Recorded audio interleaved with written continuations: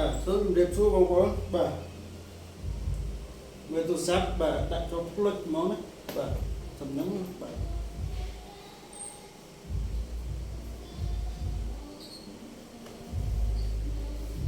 បាទបោកក្លឹប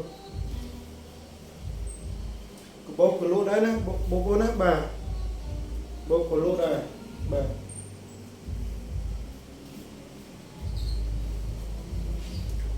បងប្អូនអាចកំងវាយខោកបោយើងបាទ